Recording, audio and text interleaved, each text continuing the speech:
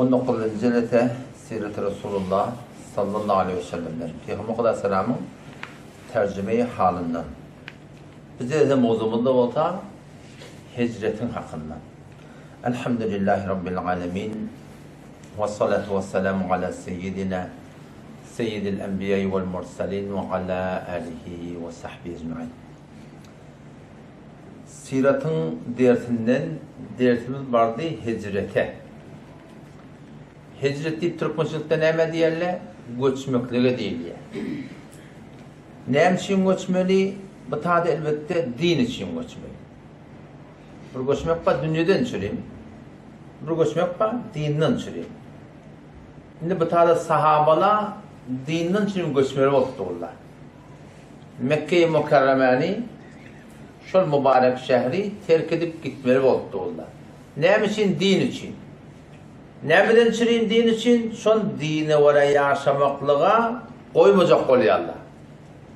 Allah Teala'nın pak dinine vara, Peygamber'in sünnetine vara yaşayacak olanda koymanlı olurlar, ediyet verip dururlar, göçmeli olup dururlar. Niye göçmeli? Bunu Peygamber'den sonra aktarırlar. O şun konu şu hüküm ölçayına, Müslümançılıkta bir hayti bir memlekette, yurtta yaşayıp yer. O şu taada bir kafir yurdun elinin aşağına, sen başlığın kafir, sen adanına koyanak, mescidine koyanak, namazına koyanak, hecabına koyanak, etcek kodan seni asıl kıymılıdan akla. Son yalak yurttan eğer elinden geliyen olsa, göçüp kulun çıkayım var. Eğer elinden gelmeyen olsa, o adamla nemen hükmüne geliyor, mazurun hükmüne geliyor. O zaman şu zamanla sahabala, katı darang dilini çıptırlar, katı kıyınçılığı oklaptırlar. Şu tadan Peygamber Kudası'ndan sonra sahabalar, ya Resulullah biz neyme deyilip de maslahat aşanına, şunu göçmekliğe, hicret etmekliğe Peygamber Kudası'ndan icade veriyor. O Sure-i Ankebut'ta 56. ayette Allah Teala şunu saf sadedip aydıptır. Ya ibadiyellezine amenu inne ardi vasi'atun fe iyyâye fe'budûn. Kullu nefsin zâikatul mevt. ثُمَّ إِلَيْنَا تُرْجَعُونَ يَا عِبَادِيَ الَّذ۪ينَ آمَنُوا Rabbimiz Allah Teala'nın pak kelami Sure-i Ankebut'tan 56. ayette ne diye? Ya ibadiyellezine amenu ey bendelerimi ki iman getirdiniz. İnne ardı vasi'atun min Allah'ın şeriatını oraya yazıp koyardığını koymuyor Allah. İnne ardı vasi'atun min Allah'ın yeri giyin. فَاِيَّايَ فَعْبُدُونَ Khas min Allah'ın ibadet edin. Kullu nefsin zâikatul mevt her bir canlılar ölümün takamını dağıtacak. ثُمَّ اِلَيْنَا تُرْجَعُونَ Toram bir de Allah'tan yanadır uğruk getirirler fakat. Allah da icade veriptir. Yerin yürü giyin de. Gidibilecek yerlerin olsa, göçübilecek yerlerin olsa, din için, diyanet için göçüp de şurutunda gitmeklik gerek inşallah. Nene sogabı ne kadar? Hopna antat tattı diye da sogabı ne kadar? Dilim böyle antat da oturan yerinde. Şu Huday Teala bir şu asman yer altını yer tuttu diye yakın oturaya biliyor musun? Bir tane tavuğa ketek verecek olanda neyse bunu iyi söyledi. Emanında değişik olsa bağır yok derler. Çay götürüyor, su götürüyor. Onu kıyırıp, bunu kıyırıp. Öyle bir başa aylık. Falanca milyonu tane harç etmeli. Yani ketek verecek olanda biliyor musun? Buradan ketek verecek olan. O zaman şu daydan Allah Teala'nın ne kadar kudreti var, ne kadar ilmi var, ne kadar bilmi var ki sizlere bir kamil yaratıptır. Sizlere bir kamil yaratıptır. Biz onu tavuğun keteğini becerdek, bu tarafın beytek de, o tarafın beytek de, bu tarafın beyle oha da. Beceremiz sonra yuvaş doğrulamadır ya. Oradan ahırda da gelip var bir nemet ya, oradan sonra atak. Neyine beyle olmalı dedi.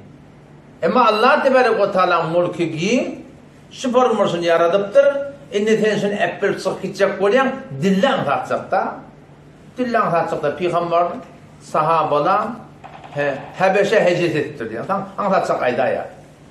Medine hicret ettir diye, göçük edittir diye. Ama sen şunu ödüne bak görüyorsun de, ödün şunu iş edecek bolanda anlattı diye, katı bir kıyın zat yani. O zaman Allah Tebarek ve Teala sen şimdi bir yolu kökülüptür de anne. Şu yolu kökülmektiğine irine boşluk da veriptir sonra. Huday deyip çık gitsen, Allah Teala'nın dinini çıkıp gitsen, Huday Teala ne edecek deyiptir? Avval dünyaya vade veriptir. Eğer ehyanını ölümde başına alsa, ahiretinde vade veriptir yani. Kulun diyanatın öğüdü şey. İslam dinin öğüdü şey. Yani biz şu an Kur'an'a oraya sünnete oraya yaşasak, İslam'a oraya yaşasak, avval tek dünyana abadat boluyor, abad boluyor, sonra mı ahiretin abad boluyor? Dünya nağıt abad boluyor, kıyamet niyetke henid.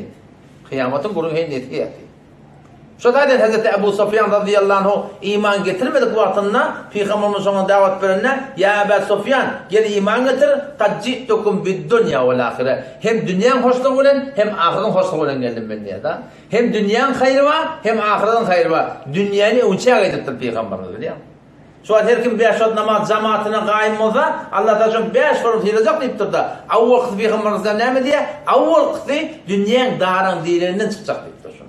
Her kim 5 vakit namaz cemaatine kaim olmasa şu dünyada 5 Arap başlı adama avval baştan dünyada darın dilerim olacak diye biliyor musun? Kulun dininde suratları şimdi Huday Teala oraya Huday Teala şu dinin bereketine, itaatın bereketine, ibadetin bereketine, şeriatı oraya bulmanın bereketine, uçaktan şu dünyaya ibadet ya, ondan sonra kıyametin var. Şimdi bu tarzda da hicret etme oldu. Kulun göçüp gitmedi. Yerden, yurttan, maldan, mülkten, var yoktan ayrılıp çıkıp gitmedi. Nece dillan taat, kıyın taat, sonra Huday Teala teşvik etti. وَمَنْ يُهَاجِرْ فِي سَب۪يلِ اللّٰهِ يَجِدْ فِي الْأَرْضِ مُرَاغَمًا كَثِيرًا وَسَعًا Bu dünya hakkında. Yani ölüm başa göre efendim. وَمَنْ يَخْرُجْ مِنْ بَيْتِهِ مُهَاجِرًا إِلَى اللّٰهِ وَرَسُولِهِ ثُمَّ يُدْرِكُ الْمَوْتَ فَقَدْ وَقَعَ أَجْرُهُ عَلَى اللّٰهِ اِنَّ اللّٰهَ كَانَ غَفُورًا رَحِيمًا diye. İşte dünya vaadi veriptir. وَمَنْ يُهَاجِرْ فِي سَب۪يلِ اللّٰهِ Kim Allah'ın yolunu hicret etti, diyanatlı için göçüp var ya, İslam'a oraya yaşamadığı için göçüp var ya, Kur'an'a oraya yaşamadığı için göçüp var ya, din tebliğ etmeyene göçüp var ya, İslam'a koymak için göçüp var ya, cihad etmek için göçüp var ya, alım kazanmak için göçüp var ya.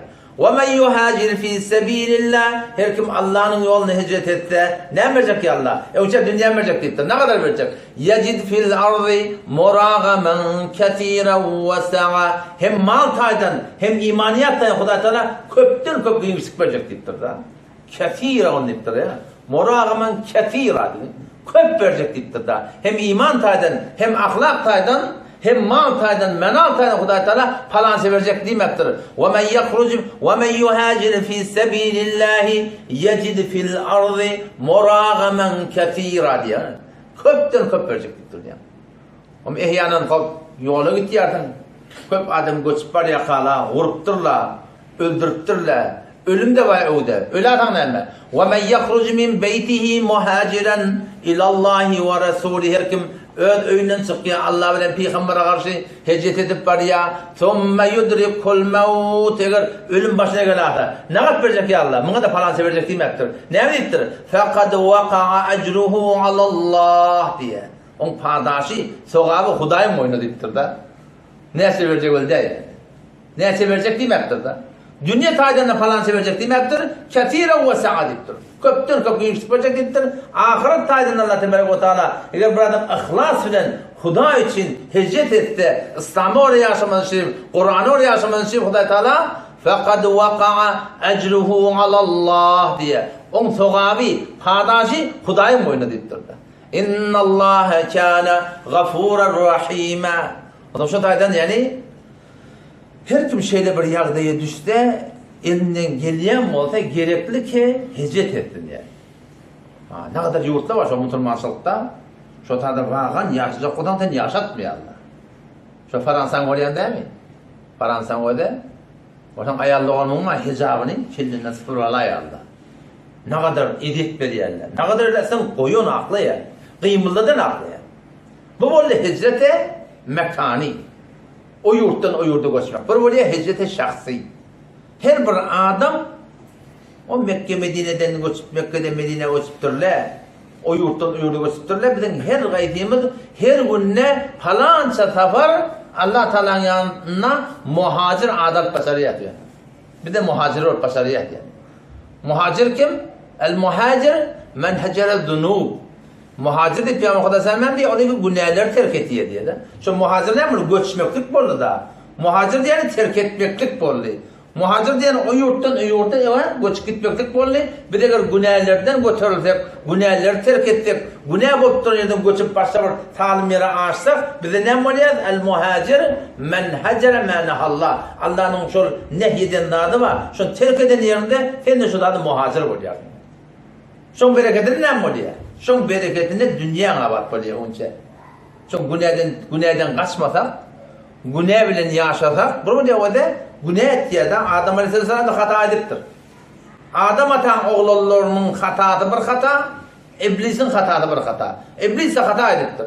Adam ata da hata iştihadi edipdir.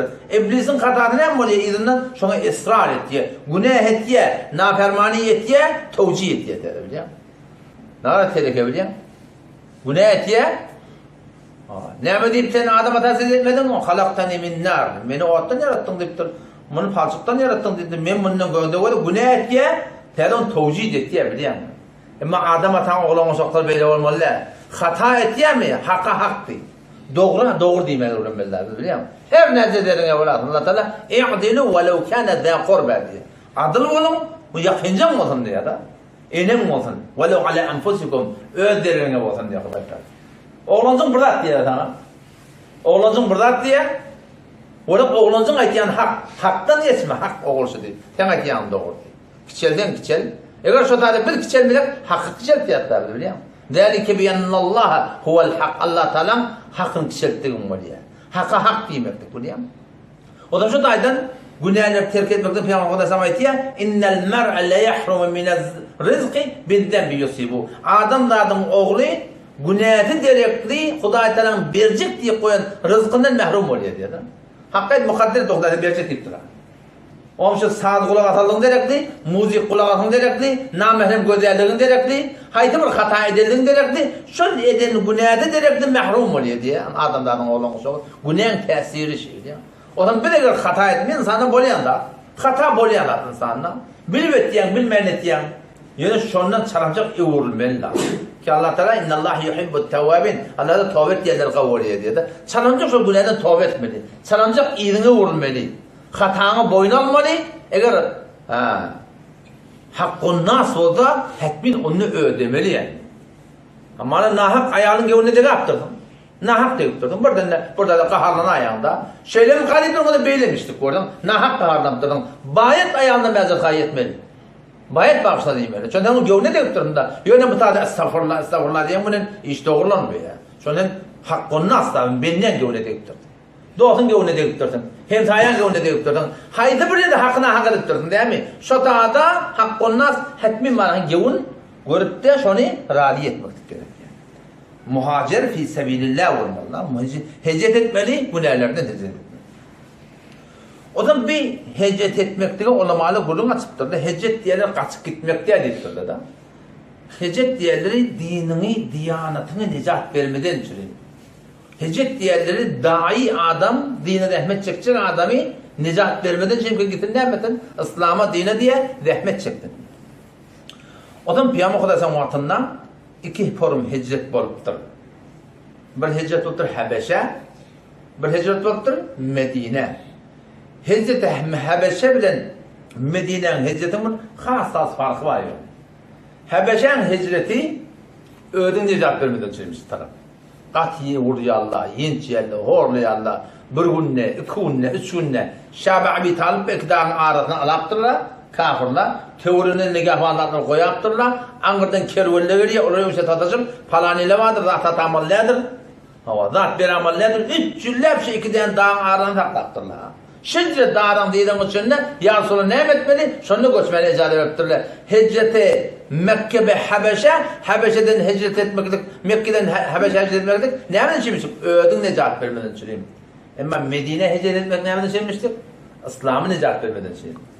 Kur'an'ı necat vermeden çüreyim. Dini, diyanete bir paya kurmadan çüreyim. Bir adama ödün rahmet ya, bir adama mantığa rahmet ya, bir adama ödün rahmet ya, bir adama ova rahmet ya. Ne kadar arada fark var biliyor musun? Ne kadar sokak taydında fark var. Peygamber'in emri eddâlu alel hayr kefâ'alihi. Bir adam hayrı dilat et ya. Sen namazını tevap bolyan, zikrini tevap bolyan, aradını tevap bolyan. Hayrı bir adamın işini düzelmekle tevap bolyan. Sen en işini edip duran yalak diyor.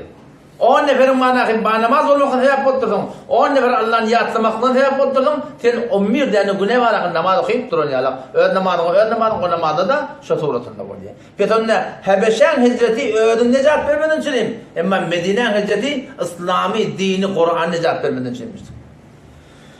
Habeşan hicreti bir adama barıp barahim penahende olmadan çüreymiştir. Bir adamın barıp kucağına kaçmadan çüreymiştir. O da kim? Hazreti Neccaşi Esmaha diye adını sayardı. Esmaha. Esmaha'nın adı ne mi? Neccaşi diğerleri şol Habeşe yurdun padişahlarının lakabı da Rumilerine Herakl diyorlar. Başlıklarına. İran Han'a mı diyorlar? Kesra diyorlar. O için Neccaşi şu Afrika yurdunun başlıklarına yankı padişahlarına Neccaşi diyorlarmıştık. Onun için şu Neccaşi ki Peygamber Aleyhisselam'a iman getiriyor, şu adam Esmaha diye. Esmaha mana ne mi? Atiye. Birinin hediye diye mana var diye da.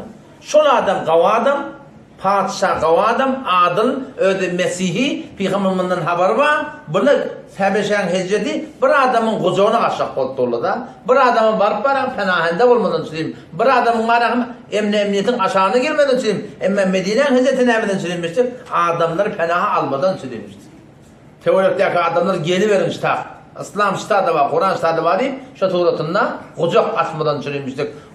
Kula Hazreti Bayit'ten Habeşan hicreti bir kucağa açmadan çürüyüm.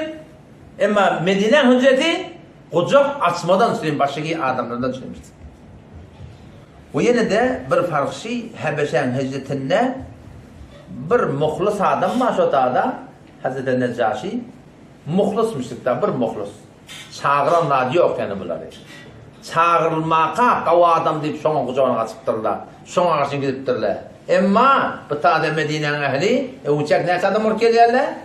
4-5 mırk ediyorlar. Sonra 10 mırk ediyorlar. Sonra 70-40 mırk ediyorlar Mekke. Yarın sonra gel diyorlar da. Bir kucak açıyatlar diye. O zaman şu da Peygamber Aleyhisselam şuradan beyet alacak kutluğa giyecemiştik.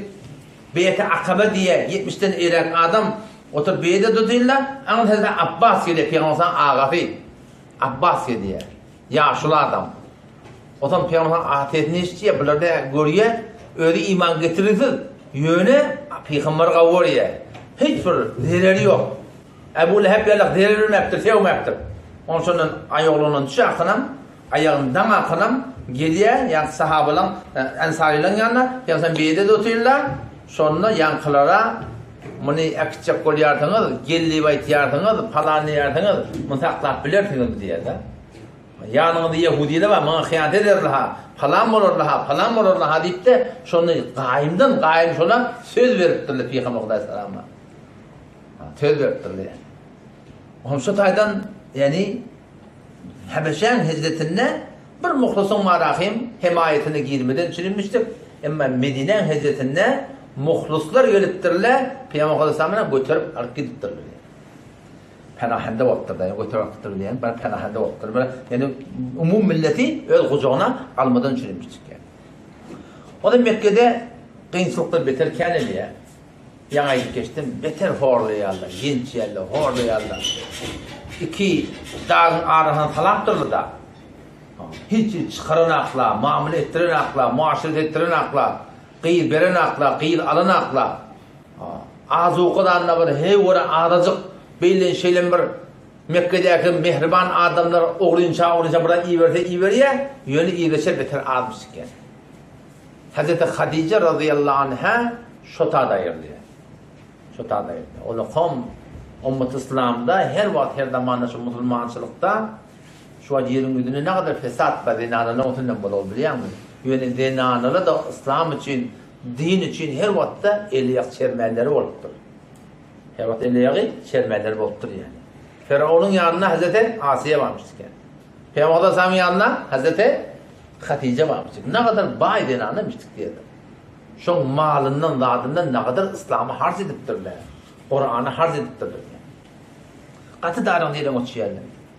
Onun için sahabını ya Resulullah da şeyle nimet tekkad ettirler. Onu Peygamber'in teferraku fil ard fe innallaha seyecma'ukum diye. Gidin yerin deyiptir. Hicret etmedi, gidin deyiptir teolara. Allah dedi ya maşadan düşürür dedi. Onu yarısı okuda. Niye gitmeli ilahına? İşte giden dedi diye. Habeşe karşı padişahın adım. Edip hormatı zayinle baran adamlar uzak atacak adam. Siz şeyler giden dedi de Peygamberler destur verirler. Sondan otan buna oğlun çırak, oğlun çanak baram şu tuğrutundan kayıtmalı oluyor. Şu kıyınçılıkta ne yapıyorsun şimdi biliyor musun? Bu da ne için bir kıyınçılık okuyor? Şu kıyınçılıkta değil ki bak kefeş diyen, gurrun diyen in hemen narahatıyla sahabanın arasında bak. Ne yapıyorsun çürüyüm? Ben hemişe ödüm Kur'an'ın düşünen adam bir de attın çürüyüm diye. Dünyanın bir alından bir de değiştim, onu iki de attın çürüyüm diye paylaşa koyuyor. Giyin de on ayetiyen de adı bir intik pintik adamın aklına gelecek gurrun der o. Ben sadece Kur'an'ın düşünen adam ayetiyenler. O kadar da hayır bir fehim verdi veriyor adamlara, khas adamlara.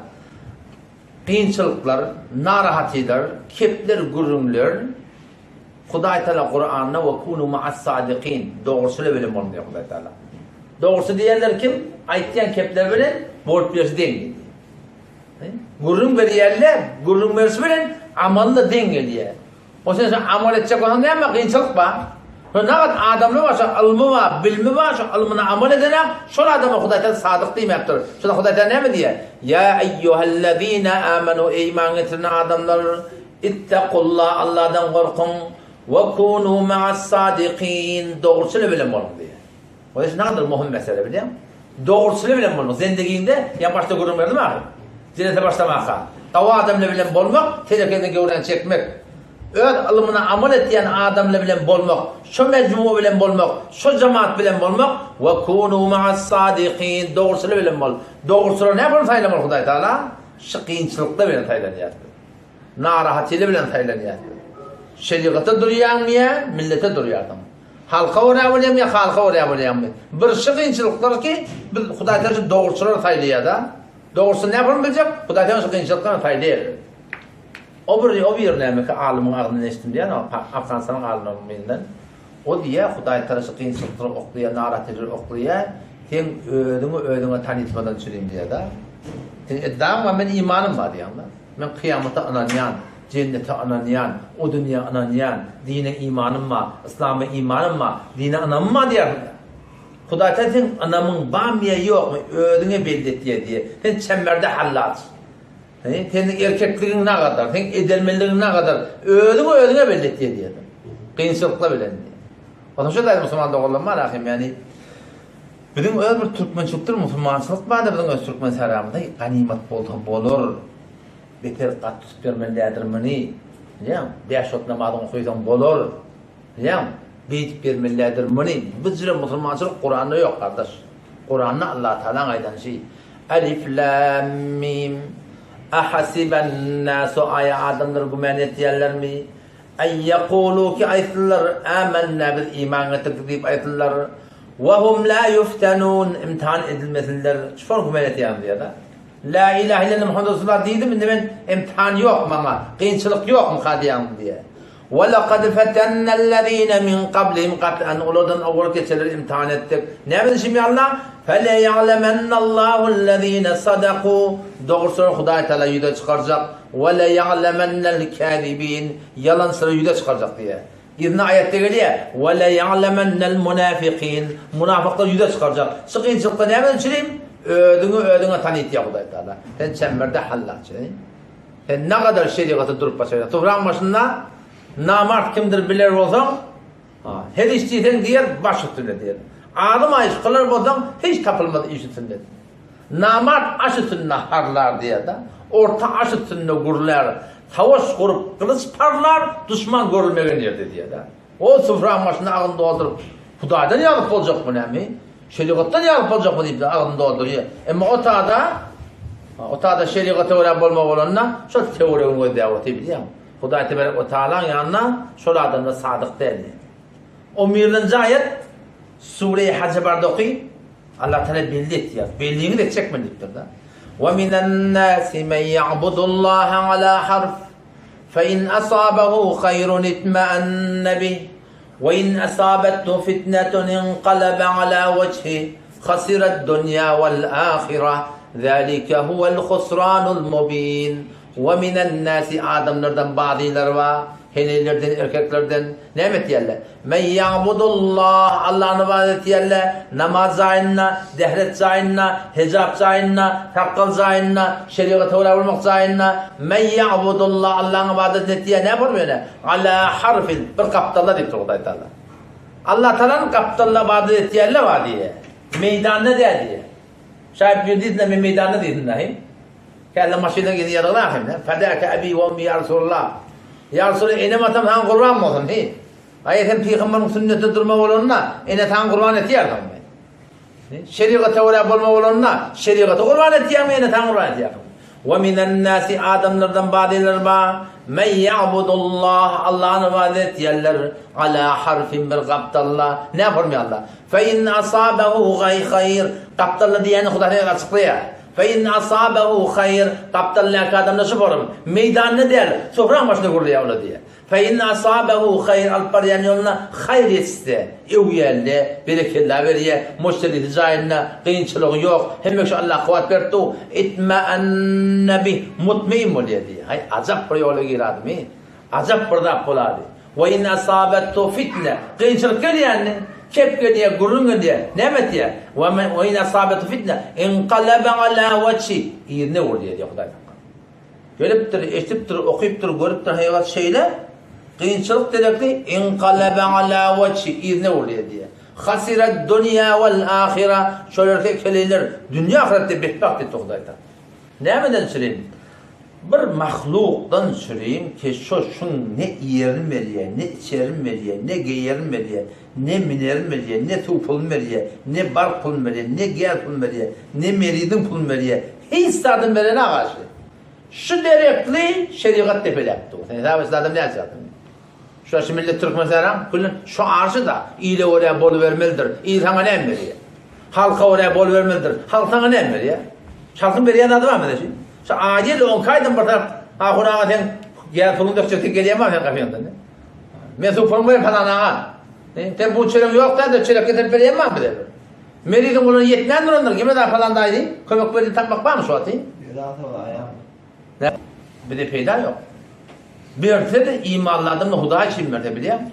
Ama çok kolayım şol halktan süreyim öyle bir şeriat tepeledir. Yani ki Hudaý ta umirlan zay Suriye haşlı ne deyipti o? وَمِنَ النَّاسِ مَنْ يَعْبُدُ اللّٰهَ عَلَى kaptallah bile meydanda der diye. Adam şu kıyınçılıkla ne süreyim? Haylanmadan süreyim. Hudaý Teala biz hemin türlü özharını koymayan minnettirler. مَا كَانَ اللّٰهُ لِيَذَرَ الْمُؤْمِنِينَ عَلَى مَا أَنْتُمْ عَلَيْهِ Bu formda Allah Teala imanlı adamları sizi şu durun yağdayınımda koydun. Ne mi çekiyor Allah? El çeken ne var? Hudaý Teala el çeken ne bilir? Hatta yemizel habite minet tayyib. Kim muhlis, kim münafık, Hudaý Teala belliğini de çekmediktir. Kıyınçılıklar bakma çok öyle. Türk mesela en kolakan kıyınçılığı ne? Milletin keyfi. Ona da sadece bir cevap vermeli, sana ne mi diyeyim? Sana ne mi olacak? Ben de anam yüzünü örtecekti, sana ne mi? Ben adamım sakkal koya, sana ne mi? Ben toybul, biz mehrem namehrem rahat ediyoruz, sana ne mi? Size yetiştirmeyin. Biz şeriatı koyalım, Müslüman attık ya. Şunu yadınızda olsun o da. Türk meselede muhtelif cemaat var. Haydi cemaat, baştaki cemaatler maskara etti. Onlar görenine gülse, onun iline marahim, dil suzidi bolmasa, yürek ağırsoları bolmasa, hem bil şu cemaat, hak cemaat derdi. Şimdi biliyor musun? Hiç o muhtelif, Türk meselede muhtelif cemaat görüyorsun da, hiç şolun bolup verilen yüreğin ağıymasa, yüreğin kıynanmasa, ınzıymasa, şolun börtlerini gülsen, idini maskara etsen, alpar yani onun hak değil. Kim ayet ya? Kur'an ayet ya. Hudaý Teala Kur'an'na Sure-i Velil Mutaffifinne kafirlerin ahlakına ettir. Kafirlerin ahlakına ettir. İnnel mujrimine kânû minellezîne âmenû yedhakûn. Kafir adamlar, Peygamberin vaktinde imanlı adamlar orallarında gülüyor dedi. Ve izâ merrû bihim yetagâmezûn. Böyle şeyler geçenlerine parmak çom oldu, göz kopup diye maskara ettiler diye. Ve izâ qallabû ilâ ahlihim unqallabû fekîn izinden öğlenine şol adamlar görün, izinden cakcaklar gülüyor dedi. Ve izâ ra'avhum görünlerine qâlû inne hâulâi ledâlûn gomrah bile diye baytarlar diye. Şol ahlak bize bolmalı dedi. Şimdi biliyor musun? Müslüman doğan sen görüp dursan, Hakkalı oradan peygambere oraya, telledi oradan peygambere oraya. Yani halaf sünnet tertipte gitti. Onun şolun bir ürün kurdu, şolum. Savaşçının hakkında kurdu, şolcak var ya ben bilin. Baba dedim, gördün o dedim. Onun hakkında neyme diyem, bunun hakkında neyme diyem, bunun hakkında ben bir ürünü etsekten etsedim, savaşçının rişetini vurulmam ben dedim. Ola etiqat, ikinciden loğma. Sizin ne etiqadınız doğru, ne loğmanız doğru. Şundan savaşçılık olacak ben dedim. Etiqadınızda ya behvettin, ya Hazret Nebi, ya Qarahun Xaqın ip verdiniz. Ölen adamlar çağırıp, sen diri havarsın çağıramazsa, gen almallah demiş. Bir adam diri, felekan kulağında da şu var, diri, o xeyavanın ağında da o. Diri havarsın çağıramakla. Havar yok benden diye. Ölen adamlar çağırıp verdi. Ne mi diyorsun? Akıl ne mi diyorsun? Ölüp gidip de o dünyada cennete gidip yerler. Behvettin yatı şu an inşallah cennete gidip yer. Peygamber Kuda Seyyid mübarek kabrının o cennet. Evliyalı cennete gitmeyeler, sahabeler cennete gitmeyeler. Öyle adamlar sağlık etmeyeler. Ben baba, sen savaşçılığını kurun ettiyen, sen avula etiqadını da kurunma. Kılan ay 40 yılı, ya haram hükmünde, sizin takdir, pirdipten emin diye var şu an, kabul olsun diye. Savaşçılık kozacağım şimdi. Şu an savaşçılık kozacağım. O da sen yüdün orada aydayım, ben sana ne mi? Aytmadan bergim var ben ne sana? O sen şeriat dikkatli sonra yaptın bir gerek geldi attan şey kurun ettiyen. Diyor şey rişan doğrular. Oradan ne bir kitaba ağzından aşağıdan rahat oturttuğun payları kayımda. Paylar kayımda ne oturacaklar işte. Savaşçılıkta etiqat mühim, loğma mühim. Ne etiqat doğru ne loğma doğru. Savaşçılık bozuk mu ne? Cedebe ki, yani cedebe tutuyan da biliyor musun? Alparayan yolun sünnete mutabık olmasa tutan cedebenin peyda yok. O sandıramadan, kıyılmadan, çığırmadan, sünnete mutabık olmadan hiçbir peyda yok yani. O Hudaylığa yakınne, belki cedebe tutuyan adamda tavukçulukta şunun zayıflığının alameti diye de. Tezkirli oraya da bir defan getiriptir. Bayezid Bestami rahmetullah'ın yanında biri var ya. Avvela Bayezid bir görmeyene gittir. Bayezid Bestami rahmetullah'ın bir görmeyene gittir diye de. Falan yerde falan pir var deyip görmeyene gittir diye. O zaman nerede? Falan yerde. Cengirdek yerde yaşayan mı bunu? O da baranına yankı kıbla karşın tükürttür ha. Bundan pir olmadı bir sıkaydı dedi. Tadaşma ancak. Son kıbla karşın tükürmeliler, sünnete mutabık. Yürüyüp var yardım, ya ayağın aşağına tükürmeli, ya sol tarafına tükürmeli. Kıbla karşın tükürme kalab sünnet, mustahap ödü, bu ne dedi? Bundan pir olmadı bir sıkaydı diye. O da başka yerden bir murid bulup, Bayezid Bestami'nin yanına getirtir diye. O geldiğin zikredene şey takıda oturmuş, tanıdıkta oturmamalı. Celibeti taklap bıraktı yakayım diye. On Bayezid Bestami'nin yanına ne açıyor, ne geliptir? 3 günden sonra tümlük 50 nebze 30 kere zikrede oturun. On ya Bayezid ne yaparım deyiptir. Ben evvel zikredemde şöyle cedebe tutuyordum. Onun için loğman harammıştım. Cedebe şeytaniymiş deyiptir diye de. Loğman doğru olmasa tavapçılığın yol almıyor yani. Parayı öğürüm edelim. Şoförüm, kıyçılıklar var. Bizi Huday Teala sadıkları yüze çıkarıyor, doğrusuları yüze çıkarıyor ve ödünde tanıtıyor. Eti kıyametin Huday Teala'nın yanına varında ya Allah benim sana imanım var diyor. İşte belliğin et ya Huday Teala ki benim Huday doğrudur yatmıyor, durmuyor. Tevfik dileğiyle ödünde. Onun için sahabalar hecet et başlayacaklar. Oğlun çağdan, atlın, piyadan, avvalki hecette Ercevay'ın 5'ine 10 tane Arabi aile var, şöyle öğrenmek gerek de biliyor musun? Muharrem aydan girdi mi şu var? Muharrem yılın başı Müslümançılıkta. Muharrem var, sonra Safar var. Rabiul Avvel, Rabiul Sani. Cumadil Avvel, Cumadil Sani. Recep, Şaban, Ramazan, Şevval, Dilkade, Dilhac. 10 tane ay var. Recep ayda burada hecet et başlayarlar. 11 ile 10 tane erkade, 4-5 tane heley. Ulatı bula kaçıp at yerler Cedde var yerler Deryan utundan inni Habeşe geçecekler. Adam şundan yani Melevan bilen keçtiğini gemiyi Türkiye'nin bilen Türkmençilikte ne mi diyorlar ona? Biliyor musun? Melevan'a ne mi diyorlar Türkmençilikte? Farsi'den Nakhoda diyorlar ona. Türkmençilikte ne mi diyorlar ona?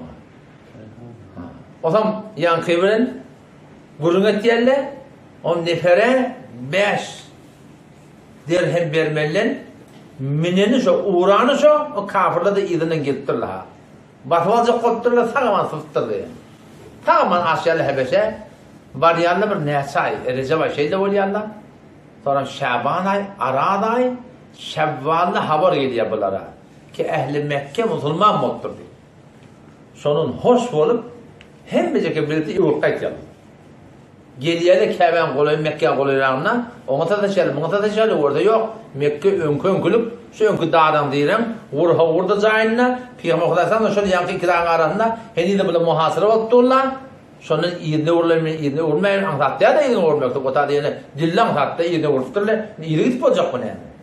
Kıyın katı sonra bir toparlara oğlunça girdi diye gizli göründü Mekke diye.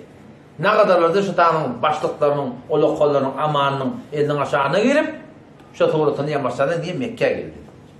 O zaman yamaçlardan kıyınçılıkla başlaya sahabalar da atlayan soktan nehmete yamaçlar şu önkü destur göçün. Neyden? Habeşe göçmüyor diyorlar. On bu gedek kıtada 83 tane erkadan 18 tane denana piyada ayaklılar böyle aşağılar şeyler var ya. Acayip bir gen var. Şolun hemmenin adı ödü kim, eyneti kim, atadı kim. Hemen yazıp koyupturlar. Hemşire ki Allah Teala şu Kur'an'ı bir de hepsini taklaptır, sünneti de şunun hepsini taklaptır dedi. Siret-i Resulullah Aleyhisselam kamının bir de bayanı şu an. Şu Hazreti Musa Aleyhisselam zindiginden ilahıdan illa yok. Hazreti İsa Aleyhisselam zindiginden ilahıdan illa yok. Ama Peygamberimizin yanına gitti mi? Nidek tüykürmelerini selim aydırılıyor. On iyi içeri yatar turar zayınla. Biliyor musun? Şu hassas değil de atlıdanın suratında var akıyım. Peygamberimizin hemen yat koyuptur diye. Onun bula ataman aşiyallah haber kimdenir? Haber ne kafirlerden almalı. Bunu oturan yönü o adal otuyorlar. Ne kadar adamlı var onun bunun hoşluğuna radiydi. Ona bakayım biliyor musun? Bir maşin diye, bir motor diye, bir öğüt diye. Şuna bakıcılık diye. Baba sen pulundan kadarına da diyor. Sen pulundan alan da diyor. Hoş ollar dedi. Bugün lağıl maşinin izinden bindirir şeyden. Giyecek oradan bir vatta var haber ettiğin şeyle oğlan uşak. Çağıcık dünyaya gelecek oldu. Burada attıysan ola diyor. Yok adı verdi. Lağıl falan hem hayama diye ver. Ağzını doldurmaydı mı? Bakıyılçılık görüyor musun? Bakıyılçılık bir dert de öyle. Şu tane Peygamber Aleyhisselam Allah'ım ya'udu bike minel buhl diptir. Ya Allah men sana sığınıyorum bakıyılçılıktan. Yürek yağdayı şunu Xudaya sığınmalı. Bakıyılçılık katı bir tehlike var. O zaman şundan bula adamı veriyorlar. Amr ibn As var. Avval Necaşi bilen dostmuştu. Bir rivayette geliyor Emaret ibn Abi Mu'ayt. Bir rivayette Abdullah ibn Rabi'a iki nefer olup şundan bula Mekke kıymetli zatları var. O da şol hırsır bilmeyen, şuna men bebirdir, felendir, yolvorttur, kaplandır. Şu zatları şikayet edip şun yankı hamını avudan beceriyerler. Olanla yurda yok şekilli, şun avudan edip, kaplapla edip, yankılan ellerini bir koyuyor, bunu elbden kime vermeli? Bana şunu haka verin diyorlar. Necaşi, unça şuna verin, Mesut-u Reşvet, teori örnekleri de verin diyorlar, biliyor musun? Teori örnekleri de verin ki, barangıda sizin kevin teyit ettirir. O burada da geliyor tamamen aşağılar. O tabi unça, şol, Hazreti Necaşi radıyallahu anh teori örnekleri, Mesih'i de anlıbılar. Şun teorinin oskoplar var, keşişler var, Kulağıta şun rahipler var, tamam şunları görüyorlar, teori örnekleri. Kulağıta yankı hamlardan, dağıtlardan bunlar surutunu vermeyen duruyorlar. Bunlar kandırıyorlar, şeyde görünme, bu nefse ne kadar adam falanca denana, bizim yurdumuzun kaçık geliyordu, şiniyet bilen şeyle, senin yurdun harap olacak oluyor, senin diyanın harap edecek oluyor, falan olacak oluyor, kandırıyorlar, ertesi padişahın yanına varacaktır. Bir keplerimizi size teyit edelim diyorlar. Neyden korkuyorlar biliyor musun? Ne işle şey diyorlar? Böyle kafirliklerine öklemişlikler. Neyden korkuyorlar? Mebada Necaşi şu Müslümanları çağıramadın, Müslümanların gururun edamadın, böyle gururun etse yürek editip etiyle diyor. Kur'an mı ortada? İhlas mı ortada? Buna eğer bir adamın gururun etse cadu olan yarattı mı elime şu adamı? Şu anda diyeler değil mi? Yağlarına barama var, cadu ötüyor diye de. Sen ne yapar cadu ötüp başarmaya? 10 yıl seneğinde Moğollan mı? 12 seneğinde Moğollan okuyuptur. Sen Moğollan Peygamber mi edip başaramı? Sende ne mekençilik var? Şunu merak seni. Biz cadu ötüyor mi? Sen ne şu kadar sen ne yok onun? 12 seneğinde gıydalullah kıyarlar. Şunu bir başa mendep başaranakla, bir Fatıma mendep başaranakla. Neyi mendep başaranakla? Gurun diyor da var. O zaman vakti var harami meyde şeydir eminliği dedim. Şu doğru düşünecek bu näme diýinem he. Allah hidayet et. Adam şondan bolya da bolya bir de aydar diýerler. Kafirliň hemişe ýoly şo. Haky eşitdirmejek bolýarlar. Hakykaty eşitdirmejek bolýarlar. Garar her näwi mani bolmaly. Millet hak düşünmeli. Şu İslam'ın aleyhine ne kadar tebliğatlar değil mi? Ne kadar dini yamallıyalar, İslam yamallıyalar. Ne bileyim çirim? Şol hakiki Müslümanlar gördüler, kafirli Müslüman oluyor. Şu anda kadar kafirli Müslüman oluyor biliyor musun? Evet, şol davet yerlerde ne kadar iman bulmalı, ne kadar ihlas bulmalı, kafirli Müslüman oluyor. Bu Türk münafıklığı ne kadar zayıf olur ki Müslüman da ortak kapılmıyor biliyor musun? Müslüman bizim adamda kafir oldu. Ateist oldu. Olurda näme nuraniyet bolmaly? Ki şola kafirleri Müslüman etdi. Näme var şolorda? Näme ahlak var? Näme ihlas var? Ne? Pakistan'da biz bol gördük da şu adam. Otam şu adam o kon cemaat var, cemaat tebliğiyle. Her günde şu vaktiki men var, o da 90-njy ýylda. 12 gün awal. 18 bin nefer adam var şu adam. Bir 50 hektarna içinde tutuyla kardeş. İçine girene ganskan uyyalı. Nirden girip nirden çıkyanı bil. Demene şeyde durup alamat bellerdim. Gittiyen günün elini tapmak yani. Kullu ganskan uyyalı ondan girip ondan çıktı onlar. Her günde 120 cemaat çıkya 120 cemaate içerik giriyor. Her günde. Ne kadar da kafirle otuna gidiyorlar. Adam sonunda şol kafirle otuna bir cemaat iyi verme olanlarına men de o gören adamdan eşittim da. Molana Hafız Mehmet Kerim Salih'in ayallığının oğlu var. Muhti Hacı Muhammed diye şon ölmüşeli barım diye da. Şu tadiye falan yurda gitmedi diye. Kafir yurda gitmedi. Şöyle mi var? Onu değil diye o lokon köynek, giyin köyneği bet görüyorlar diye. Oraya girip olmuyor yurda. Onu çıkaran diye köyneği. O giyin rekki, etmiş falan giymeliyen, giyin giymeliyen Müslüman. Müslümanın labası imanına hem erkek hem öyle yakışıklı olmalı. Buna ilan ettim. Başka, tellerine giyin oraya dedi. Tellerine girip olmuyor, tellerine ayırıp dedi. Başka, takkalı giyin oraya dedi. Ulamada durdu ya, takkal olmaz dedi. Şeriat tepelep millet hidayet etmeliyen kurum yok. Şimdi biliyor musun? Adamların hidayet Allah Teala'nın eline, şeriat tepelep adamları hidayete getirmeliyen kurum. Takkal kurum olmaz dedi. Şimdi biliyor musun? İyi vermektir o şeyden. İyi vermektir. O şurada şöyle ihlas var. Ki Hudaten eserini oradan yan yakıp gördün ha, bir Mesih'i Peygamber'in de içine Müslüman var. Bir Mesih'i ne kadar adım da şonda Müslüman. O zaman kafirlerin naksası şu. Her vakit her zamanını hak iştirecek yani. Kur'an ne mi diyor o da? وَقَالَ الَّذ۪ينَ كَفَرُوا Kafirler ayettiler. لَا تَسْمَعُوا لِهَذَا الْقُرْآنِ Şu Kur'an'a kulak atman. Kur'an'ın ayetlerine kulak atman. وَالْغَوْ ف۪يهِ Bihude dedim. Bihude kurun öğredim diye. Şöpe öğredim. لَعَلَّكُمْ تَغْلِبُونَ bir kimse galip bir adamı. Kafirlerin her vakit naksası şu. Müslümançılığı eşittirmelerden, Kur'an'ın eşittirmelerden, dinin eşittirmelerden şeydip adamlar kaçırıyorlar biliyor musun? İslam'dan şeydip ürküyorlar da kendileri düşünecek de biliyor musun? Şundan korkuyorlar. Şu konu ehl-i bedagatta şeyle biliyor musun? Ehl-i bedagatta şu vakit karı şu hak eşittirecek yerler. Karı şu hakkı bakmayacaklar biliyor musun? Ya o da cengi ehzab da olurlar olmadı. Türk meselleri cengi ehzab da olur. Kim bilir cengi ahzabını emri? Cengi ahzab diyenleri Peygamber'in Medine'de Yahudi'yle var teori önüne, Mesih'iyle var teori önüne, Müşrik'le var teori önüne. Şu üç cemaat da birbirini kabul etmiyor. Ama vakti İslam'ın aleyhine olma olanına hem birlikte oldular. وَقَالَتِ الْيَهُودُ لَيْسَتِ النَّصَارَى عَلَى şey. Yahudi'yle ne mi diye? Mesih'in diyanetine itibarı yok dedi. وَقَالَتِ النَّصَارَى لَيْسَتِ الْيَهُودُ عَلَى şey. Mesih'iyle de Yahudi'nin diyanetine itibarı yok dedi diye. O müşrikler ne mi? Onu da aynı şolayalar, şolan kıyalıkın قَالَ لَا يَعْلَمُونَ مِثْلَ قَوْلِهِمْ Yahudi'nin de diyanetine itibarı yok, Mesih'in de itibarı yok, biz müşriklerin ki doğru diyetle diye.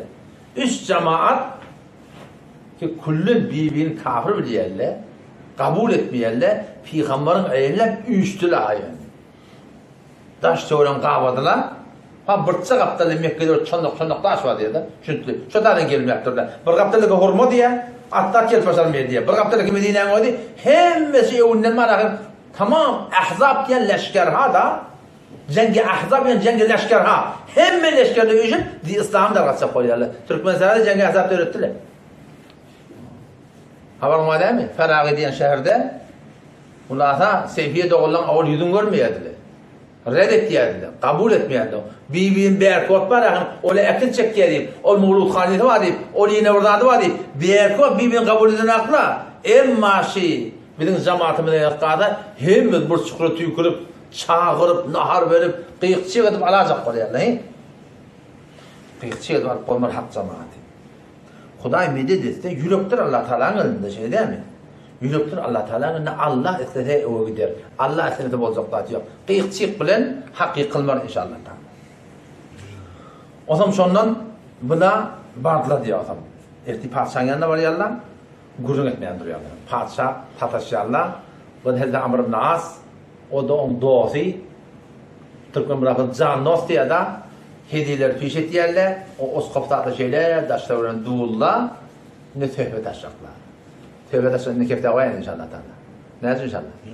İnşallah kumbede hak eder, kumbede görüyorsun inşallah. Son vakit bulup vardı, bunu da bir dokuşturmaydı, ondan da padişahın gurrun edip, onun padişahın gurrun etme maksadı ne mi? Gurrun etti mi etti, tövbe teyit etti Allah'a. Karı sorular getirecek yani yanına.